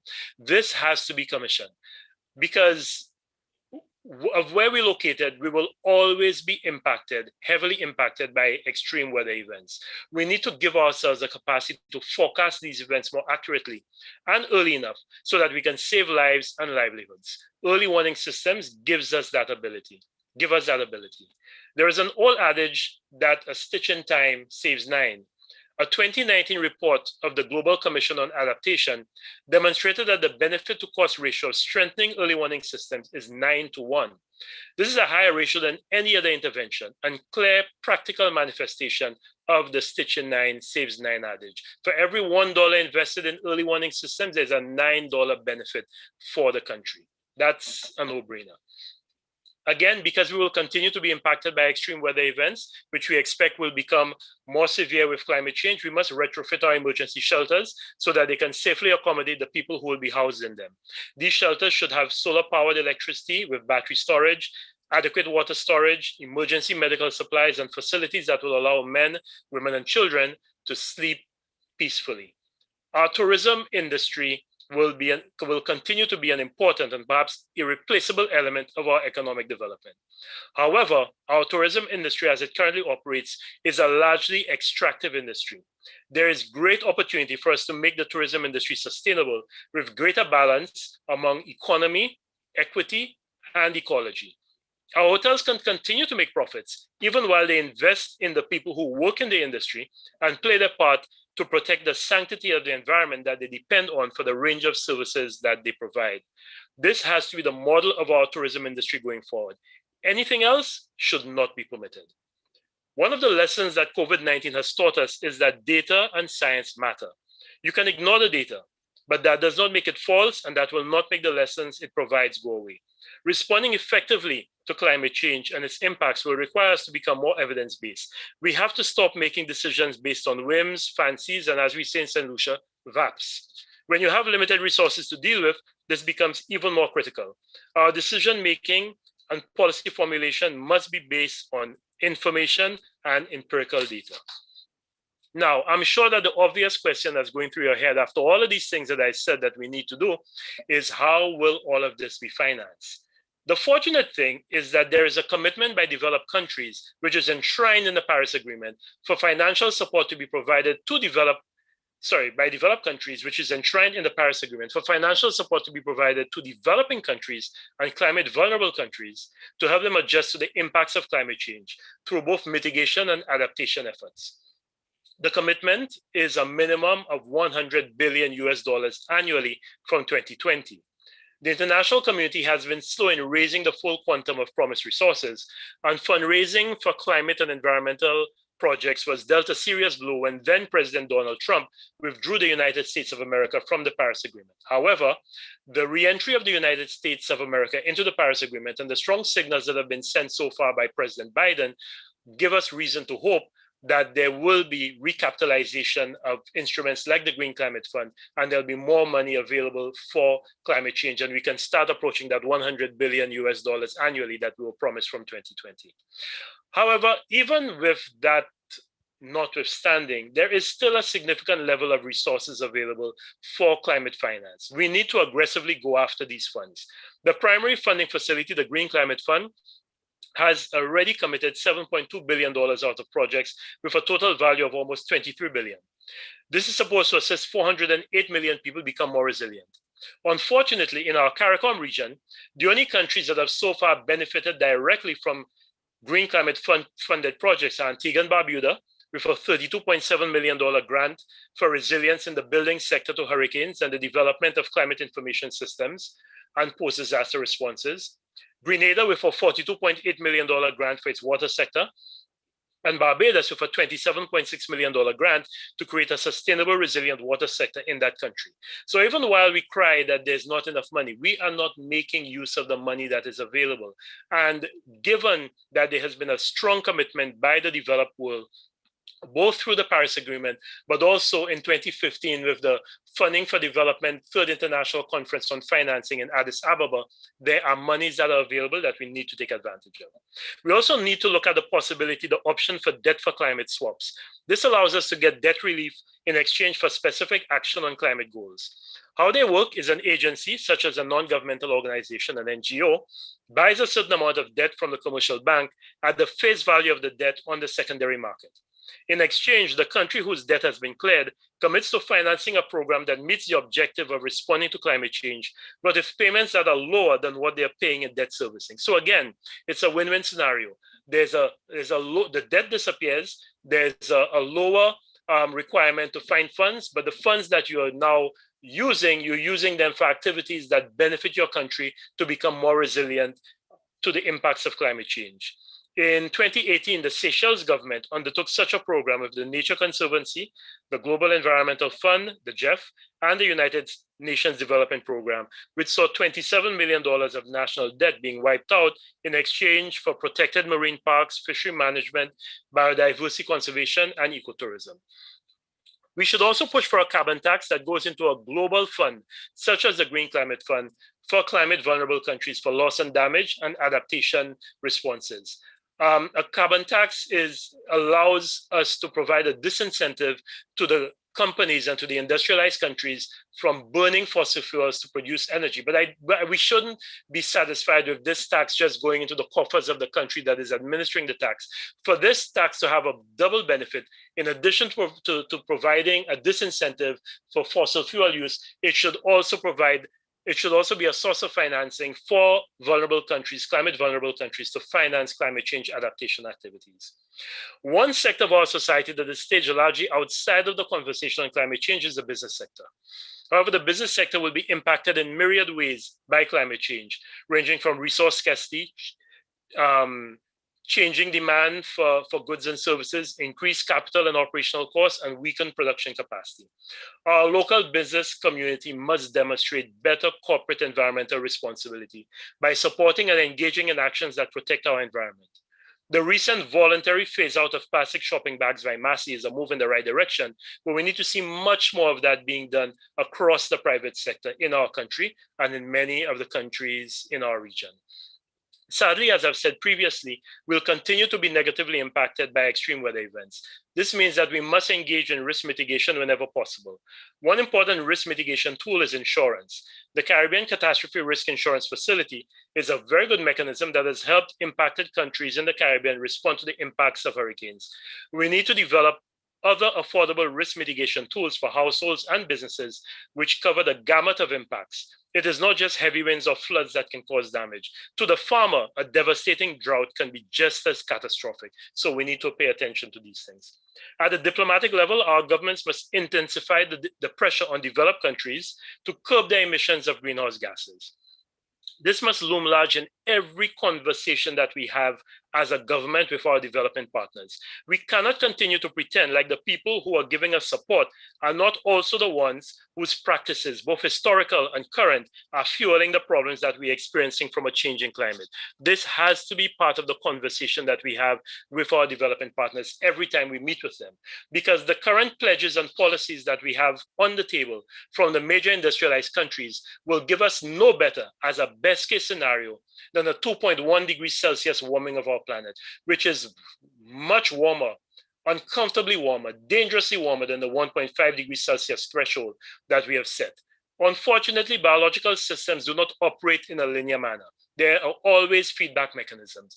And that's why all of the climate models that have been done are running red hot. And we are underestimating the levels of sea level rise, underestimating the levels of ice melting, underestimating the levels of global warming, because all of these things have feedback mechanisms. And when one thing happens, it triggers something else. And that's why it's extremely important for our University of the West Indies to be at the forefront of climate change studies. We need a Department of Climate Change Studies at the UWI. I was very heartened to see in the video that was shown tonight of some of the work that is being done, but we need more than that. We need a department that is dedicated to collecting data and doing studies on the myriad ways in which climate change will impact lives and livelihoods in the Caribbean. Universities in parts of the world where climate change is not impacting people as forcefully and as dramatically as it is in the Caribbean have established full-fledged climate change programs and departments. What are we waiting for? It is not like our university is not currently doing work on climate studies. Professor Michael Taylor at Mona has done some excellent modeling work. And as I found out in 2018, when I delivered the feature address at the International Conference on the impacts of climate change on food and nutrition security that was hosted by the Faculty of Food and Agriculture of the St. Augustine campus, there are many departments in the UWI that are doing important work on climate studies. It's time for us to bring this together into a full Department of Climate Studies. And our University of the West Indies, which is the premier higher learning institution of our region and a highly recognized and acclaimed university in the world, has a responsibility to focus on the biggest threat that is facing our region. We need more climate champions, more people advocating for urgent action on climate change. Long before Greta Thunberg, our Caribbean youth were engaged through the Caribbean Youth Environment Network on climate change. Some of them were with us in Paris during COP21. They were a very influential part of our 1.5 to Stay Alive campaign. We need to give them more support. And this is something for both our governments and the private sector to embrace. But our young people also need to step up. They need to be as bold as Greta. You know, while I love what Greta is doing, I want to see Caribbean youth whose futures are more imperiled by climate change than that of a teenager from Sweden. I want to see our Caribbean youth on the international stage leading the charge for climate change. We also must never forget that we are island people. And as island people, we have a rich repository of local and traditional knowledge from which to draw. Our foreparents did a much better job of living in harmony with nature than we are doing. We need to tap into that rich wellspring of resources and use and adapt it to our present-day challenges. I'm assuming by now you've come to the inevitable conclusion that big lifestyle changes are required if we are to successfully confront the threats of climate change and climate variability. Therefore, I want to conclude this keynote address by looking at a few of the ways that each of us can play our part in responding to climate change. Most glaring one, we need to drastically cut back on our use of plastics. Not only is a high demand for plastics fueling much of the production that is taking place, and by the way, this photo was taken here in St. Lucia, but as I intimated earlier, plastics are worsening the impacts of climate change, particularly with respect to flooding. When we reach the point where we have large, grotesque islands of plastic garbage floating in our oceans, and our marine animals are being found with plastics in their stomachs, you know that we've reached the point where urgent remedial action is more than necessary. It is overdue. One simple way is to buy and use a reusable water bottle. Simply fill that bottle up with cold water when necessary. These reusable water bottles look much cooler than the flimsy plastic bottles that we carry around with us, and they also keep our water cooler. And most importantly, they cut down on our use of plastics. Trees are good for the environment. They are excellent sinks for carbon dioxide. This means that they trap the carbon dioxide in the atmosphere, and they use this beautiful natural carbon sequestration process called photosynthesis to convert carbon dioxide into food that helps the plants grow, helps the tree grow, and produces the fruits and vegetables that we consume. The roots of these trees also help to bind the soil and prevent it from crumbling and being washed away. We need more trees, not less trees. A significant proportion of the heavy production that is requiring these large volumes of fossil fuels to be burned to produce energy is as a result of excessive consumption. We are buying large amounts of things, including foods, that we are not using and eventually throwing away. Let us commit to reducing overconsumption and consequently overproduction. Do not buy more than you need. The core benefit of this is that you save money because you don't buy things that you end up throwing away. Start a mini compost bin. Place all your fruit and vegetable waste in there. You can use the composted material in your kitchen garden. Again, this allows you to play your part in recycling.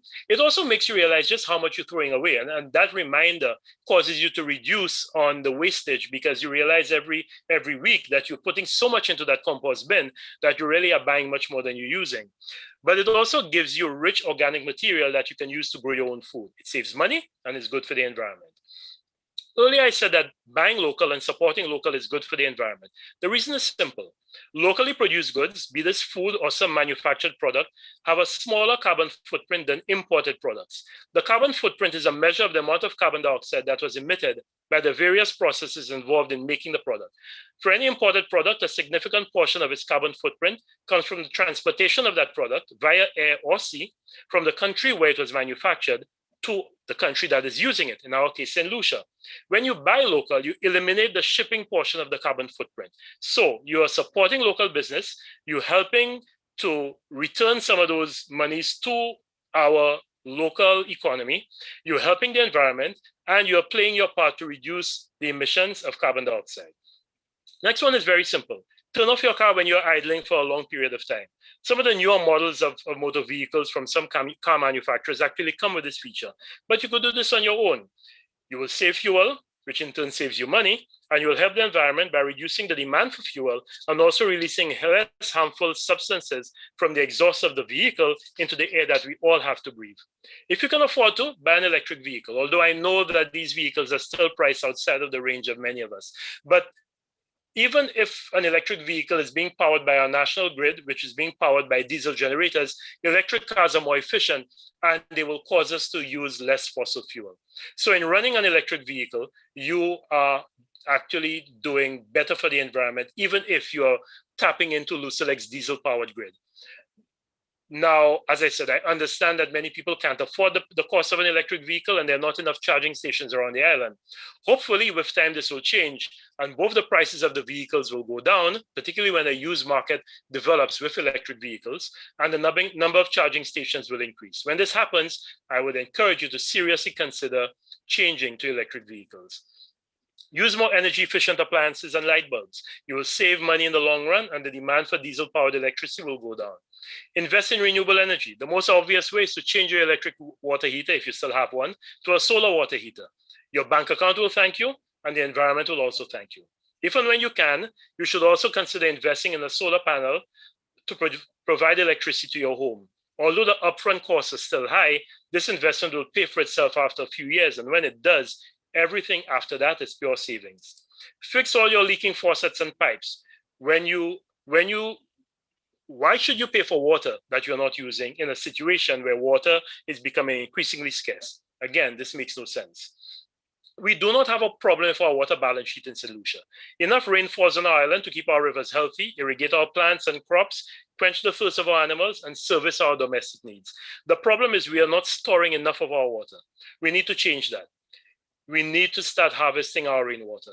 It makes no sense for Wasco to collect water, pump it to a treatment station, using electricity to drive the pumps, treat that water with chemicals and filtration to make it safe for drinking, pump that water to our homes, again using electricity to drive the pumps, only for us to promptly flush that potable water, that drinkable water, down the toilet, or to use it to wash our clothes, our cars, and water our plants. When we harvest our rainwater, we can use that harvested rainwater for the non-potable uses that I just described. For almost everything that I've spoken about in this last section, there's a common thread. It saves money, it is good for the environment, and it helps in the fight for climate change. We live in a part of the world where there's a regular, constant breeze and constant sunshine. Sunshine for at least 10 hours of the day. However, what do? We design our buildings, our homes, and our offices in such a way that we keep out the light and the fresh breeze. So we end up having to air condition our rooms and turn on light bulbs during the day.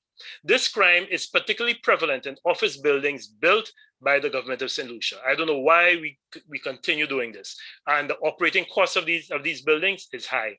We need to stop this. We need to design our buildings so that we reduce the need for artificial cooling and lighting. Again, saves money, good for the environment. As much as possible, and in keeping with the theme of the circular economy I spoke of earlier, our culture should always be to reduce, reuse, and recycle. We need more people to care about these things. We need more people to engage and get involved. This is a fight for a cause that is not just important, but it's vital for all of us. There's a temptation to say that, I'm only one person, and this is a global problem caused by big international companies. That's true.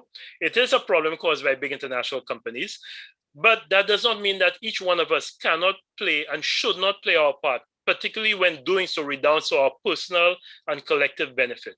Big things have always been achieved by small groups of people. That is the way of the world. And the more small groups get together to do things, is the bigger the impact. We must never lose sight of that. For that reason, we must make sustainable development and climate change issues that matter politically at the national and regional levels. Climate change is a matter of life and death. Bad decisions or decisions that disregard the science of climate change will cost us money that we do not have. It will damage or ruin livelihoods that are scarce now, particularly with the impact of COVID-19, and it will cause immense suffering and death. We must hold our leaders to account on these issues. Transitioning to a more resilient future requires us to transition to a development model that is sustainable. We cannot so selfishly pursue our current wants that we place in jeopardy the ability of future generations to meet their own needs. We have to strike the right balance among people, profits, and our planet. In developing our country, we cannot destroy its DNA, the very thing, the essence of what makes us who we are and what we are. The great thing about what I've discussed with you here tonight is that it will stimulate our economy because we'll be creating new spheres of economic activity. It will create new enduring jobs in areas that the world is moving towards. It will help us to save money, and it can also help in erasing some of the scary debt burden that we're accumulating. The proverbial icing on the cake is that we'll be helping to save our planet and in the process safeguard our future. The French philosopher, author, journalist, and winner of the Nobel Prize in Literature in 1957, Albert Camus, summarizes best what is the responsibility of my generation, our generation, when he said that each generation doubtless feels called upon to reform the world. Mine knows that it will not reform it, but its task is perhaps even greater. It consists in preventing the world from destroying itself. That is the responsibility of our generation. The choice in front of us, therefore, is actually much simpler than the graphic that I presented at the beginning of this address suggested. This is not a difficult choice between two unknown paths. This is a simple choice of staying on the current path that we have followed since independence, of running a society based on an extractive economy where we continue to take, oblivious of the consequences, and discard and dispose when we no longer have use for what we have taken, or we embrace a sustainable model, a more sustainable model, where we understand that people and the environment have value and they must be balanced. There must be balance among equity, ecology, and the economy. The simple point is that our climate is changing. Are we? Will we? These two paintings by Jonathan Gladding provide a chilling reminder of what our fate can be. For islands in the Pacific, where the tallest point is a little under 2 meters from sea level, this, what Jonathan shows in these two 1.5 to sea life paintings, will happen sooner rather than later. For some of us and some of our coastal communities, again, it will happen and it's starting to happen. As Ember Charles said during his introduction, I recently launched the Caribbean Climate Justice Project. If you want more information on climate change, climate justice, just transitions, or you want to contribute in whatever way possible to this cause, please visit the Caribbean Climate Justice on www.caribbeanclimatejustice.org or our social media pages. We'll be very happy to interact with you and see how we can help. Thank you very much for allowing me into your homes and offices today. I guess mostly homes. I hope nobody's still in the office tonight, particularly with us on the curfew, to speak on this very important subject. Thank you very much, Mr. Charles.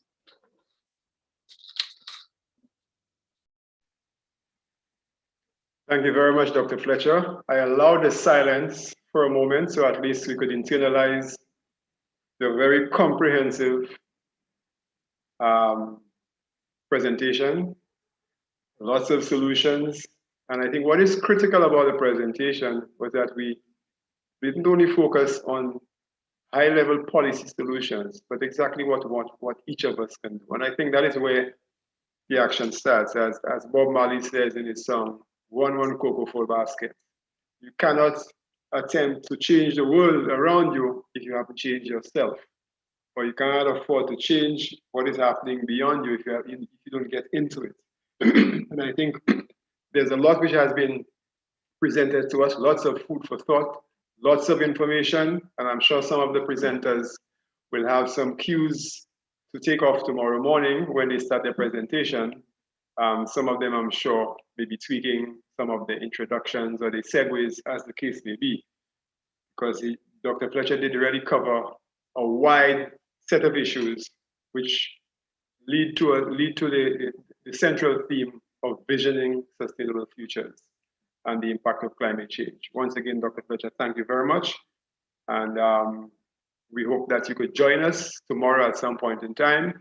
And I'm sure that we will benefit from your wisdom as one of the younger elders among us in the area of climate change and climate justice. It's left for me to remind all our participants joining on the respective platforms that we continue tomorrow morning from 9 o'clock. And we have 6 presentations each day. We go until 2 o'clock in the afternoon. Our presentations focus primarily on climate change and the impact on the various sectors of our society, fisheries sector, also on the economy. There is also a presentation on looking at the work of renowned Guyanese poet Wilson Harris and the treatment of the environment, the treatment of landscapes in his language. And I think that should perhaps be of interest to us.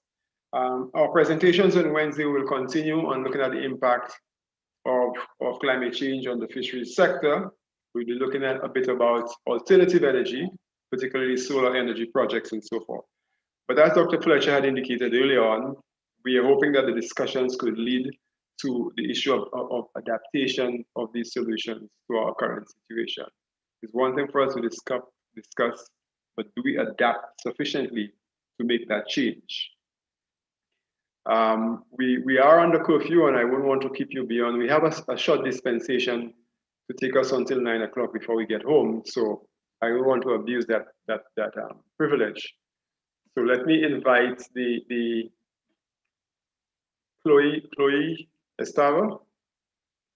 Hope I got your name pronounced correctly. Chloe has a pretty long title.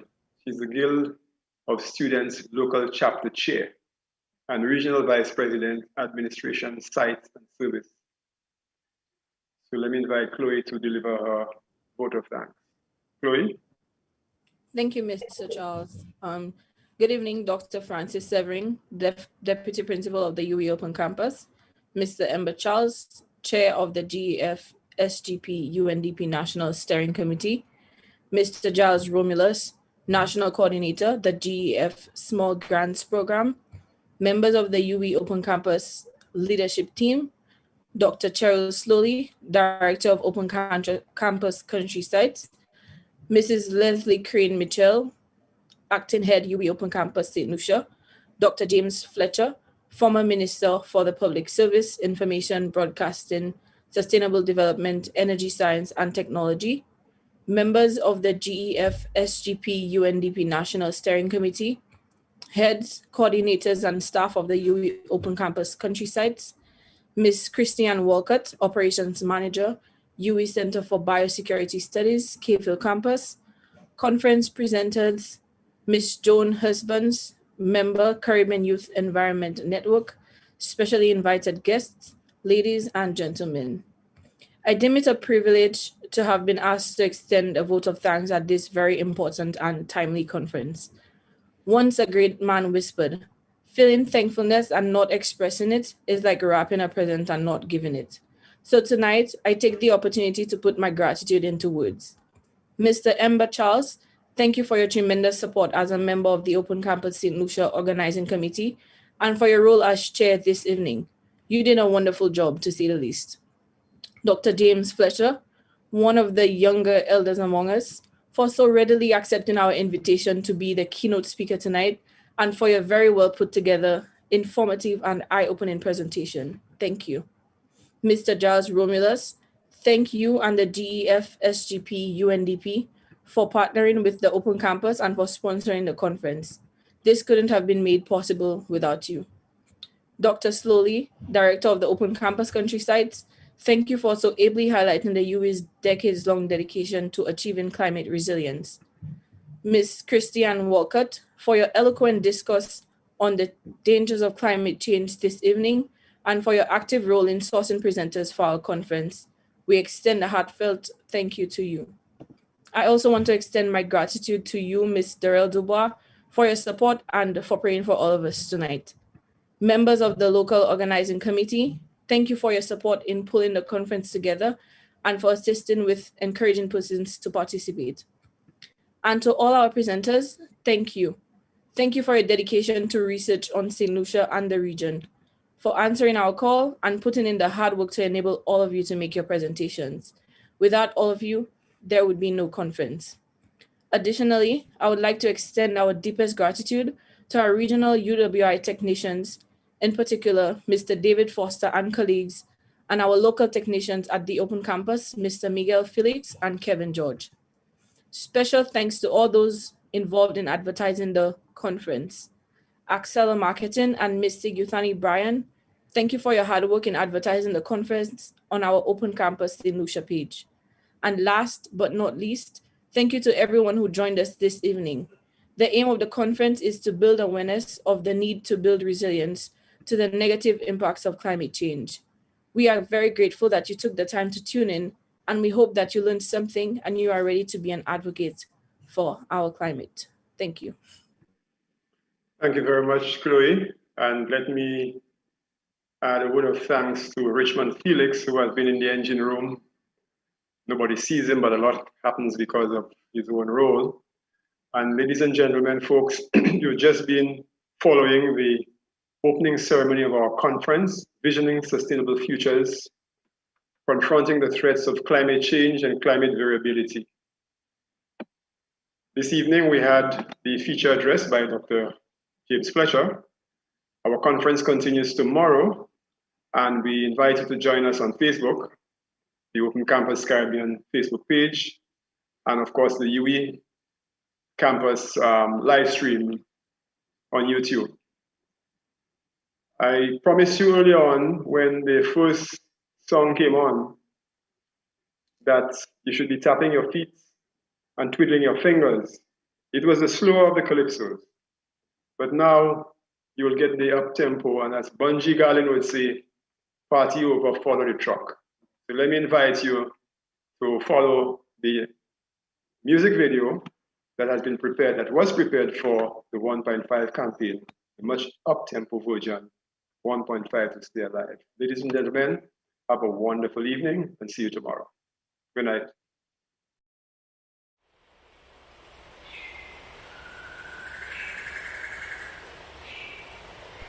Yo, Alpha, Monster. This one is global.